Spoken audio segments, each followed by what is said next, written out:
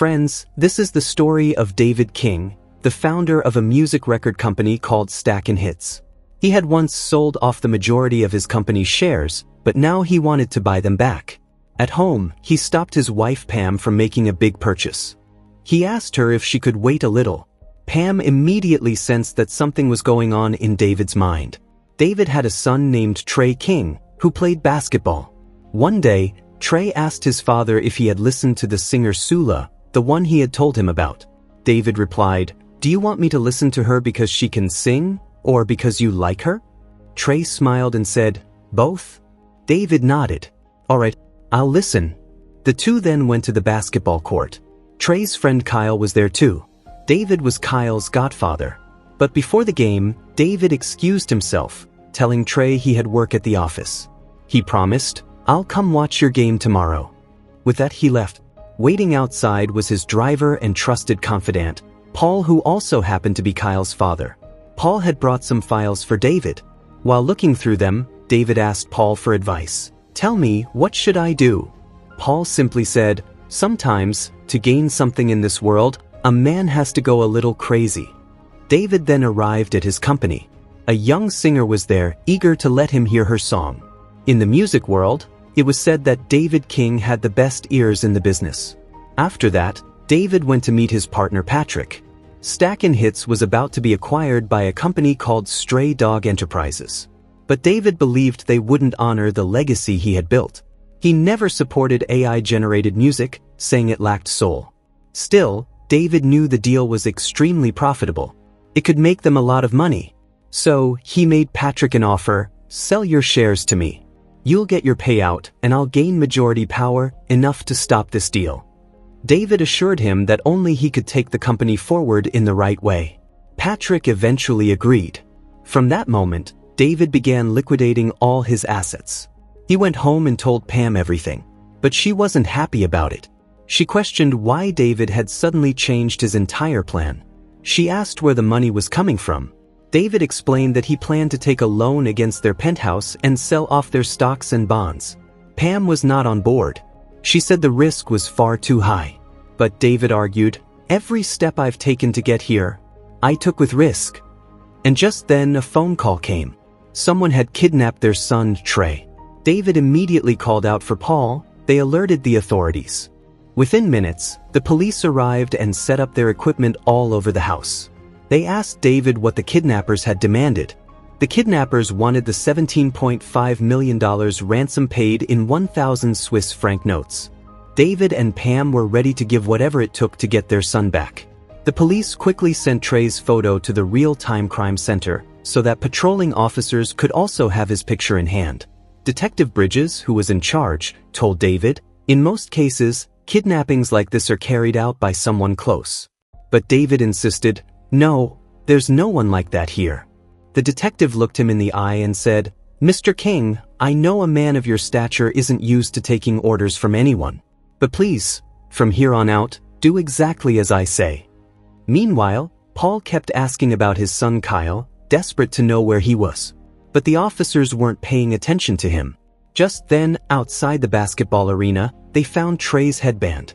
The detective immediately mobilized every department into action. 2 officers went to question Trey's basketball coach, Rick Fox. The coach explained that he had seen Trey limping while running, so he told him to put ice on his ankle. He believed the boys might have snuck out just before lunch. Soon after, the news of Trey's kidnapping broke into the media. The detectives also started questioning Paul, stopping him from going out to look for Kyle. They suspected that maybe Paul and his son could be involved in this somehow. Paul went straight to David. He said he had already called uptown to ask around if the streets had heard anything. David told him, "All right, but don't do anything stupid." Paul replied, "I'll do whatever you say. You've done so much for me. Trey is like a son to me too." And then a piece of good news arrived. The police had found Trey. Everyone was relieved. The officers brought Trey home safely. But Paul immediately began demanding answers about his own son. "Where's Kyle?" he shouted. The detectives explained that Kyle had been wearing Trey's headband, which confused the kidnapper. By mistake, they had kidnapped Kyle instead of Trey. Paul exploded in anger, and even the police were growing frustrated with his behavior. Trey then explained what had happened. At lunchtime, he wanted pizza, while Kyle wanted chopped cheese. They had planned to meet after grabbing their food. But Trey kept waiting, and Kyle never showed up. Both their phones were locked in their lockers, so Trey had no way of knowing what had happened. He was left completely confused. David stepped in, saying, "That's enough questioning. Trey needs to rest now."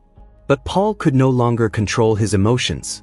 Trey asked David directly, "You'll pay the ransom for Kyle, right?"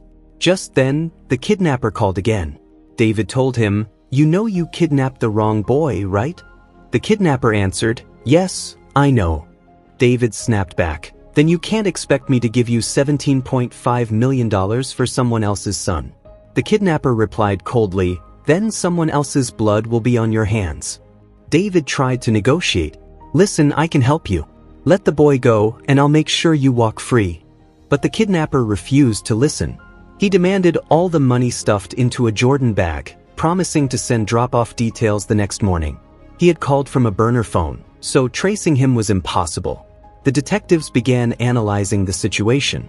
Why was the kidnapper insisting on ransom in Swiss francs? One officer explained, "Because they're lighter. 17.5 million in 1,000 franc notes would weigh only 35 pounds. But in US $100 bills, that same amount would weigh 385 pounds. There's no way David could manage a drop-off carrying that much weight." Meanwhile, Paul came to David, saying that, "If you don't pay the ransom, the kidnapper would kill his son. Just treat the amount as a loan to me." But the figure was enormous. David told him, "You've never even seen that kind of money in your life." Paul fired back, "But you were ready to pay it for Trey. Why not for my son?"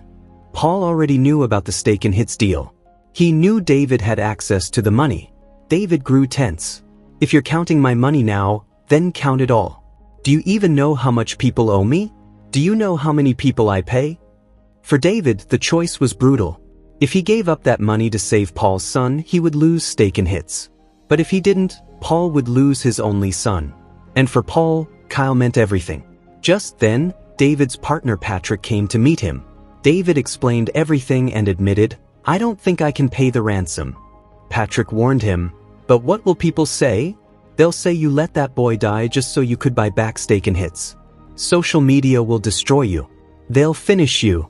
David replied, "I know. But you also know how fast the news cycle moves.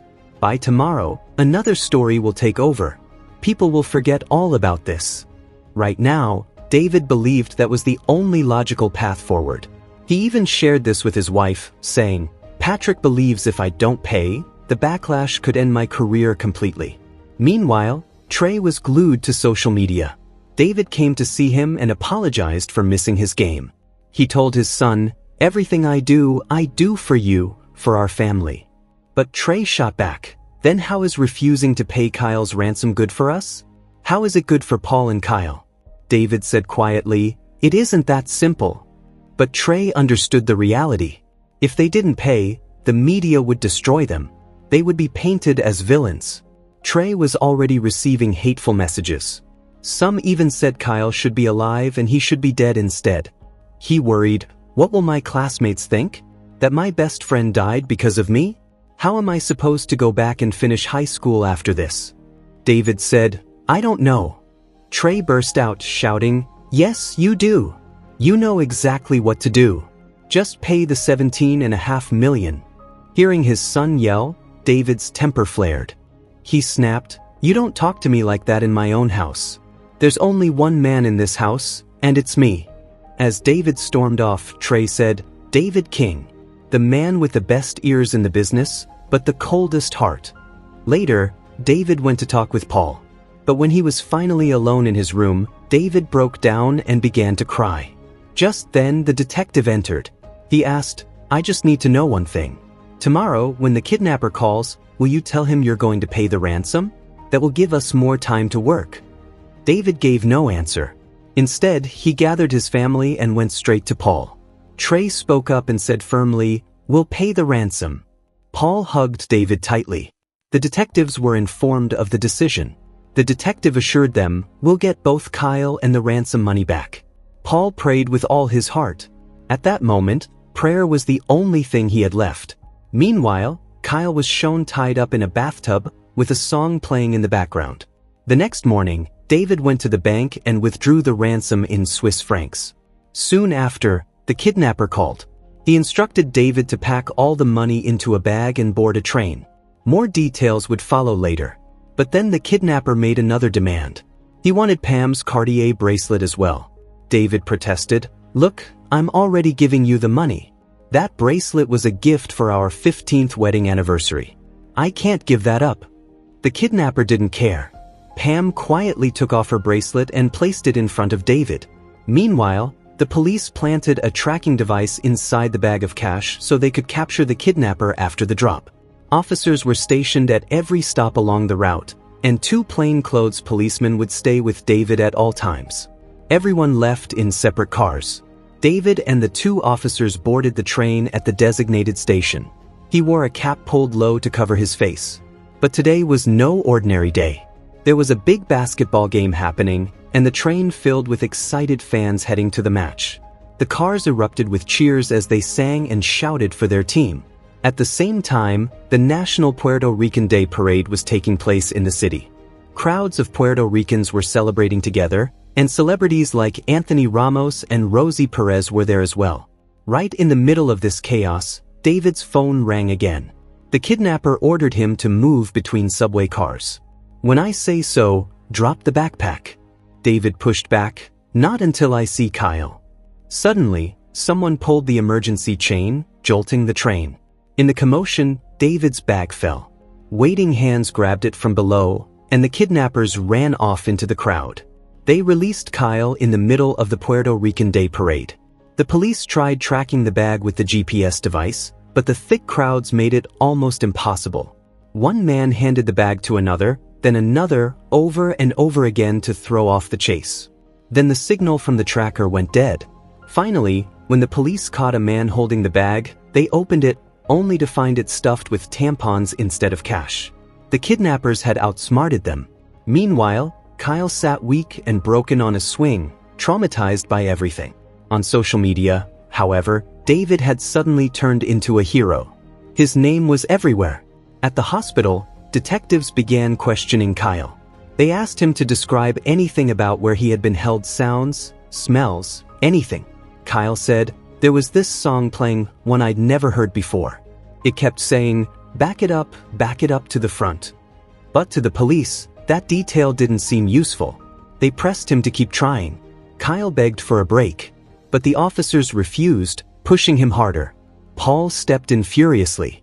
"When Trey needed rest, you gave it to him. Why not my son?" The argument between Paul and the detectives quickly escalated, and soon everyone walked out of the room. On the other side of town, a man named Gabe came to meet David at his company. He told him, "All your partners admire what you did. But our agreement was very clear. That money was meant to buy back shares of Steak and Hits. Not for this." He announced that the deal was now off. David tried to salvage it. "I'll pay back the money with interest." But Gabe shook his head. "This is a breach of contract. It will be considered fraud, which means you could go to jail."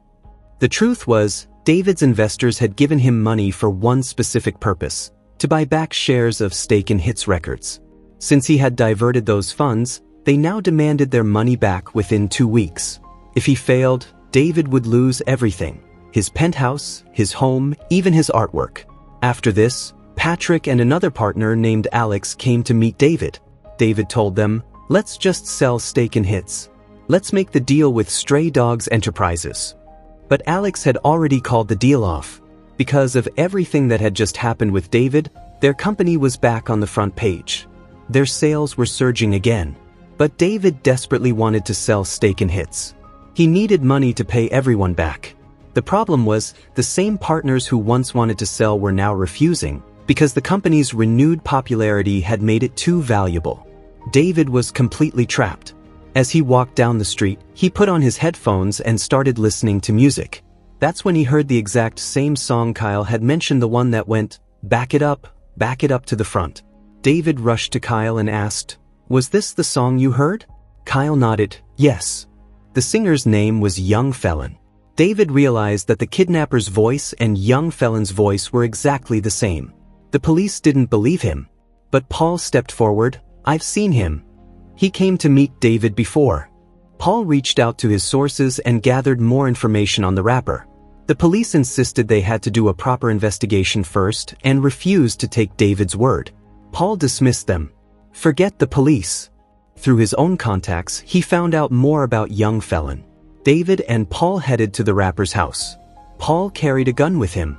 At the house, they found young felon's wife and young child. The woman immediately recognized David. "My husband Archie is your biggest fan. He even named our son after you." Archie, better known as Young Felon, had been living in his studio for the past 2 weeks. He believed that one day King David himself would come and discover him. David asked the woman for the address of the studio, telling her, "I'll go surprise your husband." That's when he noticed something shocking. The woman was wearing Pam's Cartier bracelet. She claimed she didn't think it was real. David left immediately and headed for Young Felon's studio. He asked Paul to hand him a gun. Paul gave him one, keeping another for himself. David said, "I'll go in alone." When he reached the studio, a dog was tied up outside. David carefully avoided it and went inside. Inside, Young Felon was recording a track with another man. David pulled out his gun and forced the man to leave. Now face to face with Young Felon, David sat down across from him and said, "You've got a lot of potential. But who taught you to do these wrong things?" Their heated exchange turned into a rap battle. David demanded, "Tell me where my money is. I've got a gun sitting right here." But then David softened slightly. "I'll give you another chance. I met your wife. Your son is named after me." Young Felon replied, "You don't know how long I've dreamed of this moment. That you and I would one day be in a music lab face to face. No matter how hard I tried, I could never get close to you." Everything Young Felon had done was just to get David's attention. But suddenly, Young Felon fired a shot at David and bolted.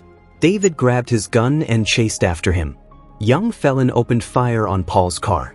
The glass shattered, and shards pierced into Paul's eye. Through the pain, Paul told David, "Go after him. Don't stop." David continued chasing Young Felon until they reached a subway station. Young Felon tried to escape by jumping into a moving train, but David jumped in right after him. Inside the subway, David couldn't see Young Felon anywhere. That's because Young Felon had climbed up above the subway car, waiting for the perfect moment. Then, suddenly, he dropped down from above and attacked. The two got into a brutal fight. Blow after blow, David overpowered him and beat him badly. Meanwhile, at Young Felon's home, the police discovered the ransom money hidden under his bed. Later, David and his entire family visited Paul in the hospital, where he was receiving treatment for his injured eye. David offered Paul his old job back, but Paul respectfully declined. At this time, Stakin' Hit songs were once again topping the charts. Soon, Young Felon was brought to court. Outside, his supporters were demanding his release. Inside, Young Felon confessed to all his crimes. With that confession, there would be no trial. But before sentencing, he requested one last meeting with David. When they met, Young Felon said, "Look, every record company out there wants to sign me now. I'm at the top, but I want you to sign me, so you can benefit too." David firmly refused. He told him he was walking away from Stakin' Hits. Instead, he would start his own label, one he could control completely. Young Felon couldn't understand. "Why would you walk away from all that money? After this kidnapping, you're more famous than ever. I revived your career." But David had already made up his mind. Days later, he finally listened to the singer Trey had told him about, Sula. Her voice was beautiful, and David loved her performance. He asked her the name of the song. She told him, "Highest to lowest." David decided then and there that he would launch her career. And with that, friends, this story comes to an end. Tell us in the comments how you liked this explanation. And don't forget to like the video and subscribe to the channel.